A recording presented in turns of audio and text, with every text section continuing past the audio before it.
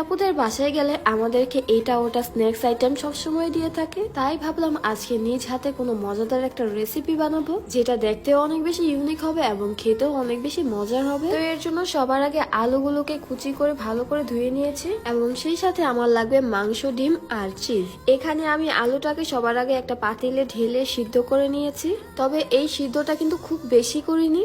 এরপর আমি মাংসটাকেও একইভাবে সিদ্ধ করে নিয়েছি। তবে আজকে এই রেসিপিটা বানানোর সময় খুব বেশি টেনশনে ছিলাম। কি ভাবছেন রেসিপিটা মজা হবে না এটা নিয়ে টেনশন করছিলাম?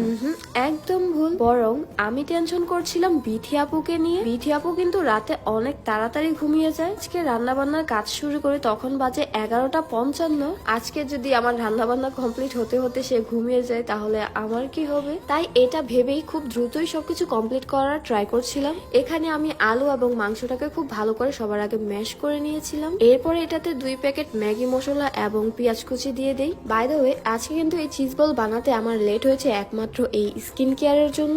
যেহেতু কালকে বিয়ের বউ ভাত খেতে যাব তাই আগে আগে স্কিন কেয়ার করে নিয়েছি। আমি মূলত আজকে স্কিন কেয়ারে ফেসিয়াল কম্বো নিয়েছিলাম। এটার মধ্যে কিন্তু 4 ধরনের প্রোডাক্ট ছিল। মেসেজ ক্রিম ছিল, স্ক্রাবার ছিল, সুদিং জেল ছিল।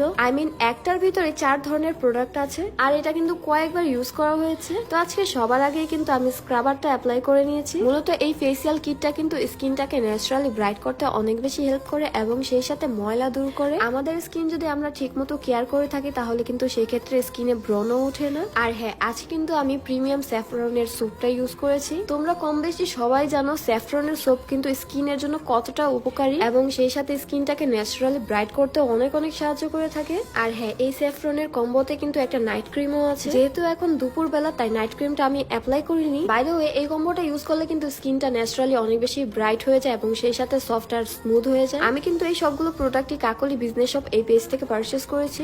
আর এই হচ্ছে আমার আজকের স্কিন। মাশাআল্লাহ মাশাআল্লাহ, এখন কিন্তু স্কিনের কালো ভাবটা অনেকটাই রিমুভ হয়ে গিয়েছে। বাই দ্য ওয়ে, আজকে অনেক বেশি কথা বলে ফেলেছি, এখন একটু তাড়াতাড়ি করে রেসিপিটা কমপ্লিট করা যাক। এখানে কিন্তু আমি আলু এবং মাংসের সাথে সামান্য পরিমাণে আটা অ্যাড করে নিয়েছিলাম এবং সেই সাথে খুবই অল্প পরিমাণে আদা রসুন বাটা দিয়েছিলাম যাতে করে এটার টেস্টটা একটু হলেও ডিফারেন্ট হয়। আর সবশেষে এটাতে আমি অল্প পরিমাণে সয়া সস অ্যাড করেছি। যেহেতু এটাতে মাংস ব্যবহার করা হয়েছে তাই সয়া সস দিলে এটার টেস্ট কিন্তু বেড়ে যাবে। এরপর চিজগুলোকে খুব সুন্দর করে ছোট ছোট করে পিস পিস করে কেটে নিয়েছি। আমার কাছে কিন্তু এই বিষয়টা অনেক বেশি ভালো লেগেছে। কেন জানি এই চিজগুলোকে ছোট ছোট পিস পিস করতে অনেক বেশি ভালো লাগতেছিল।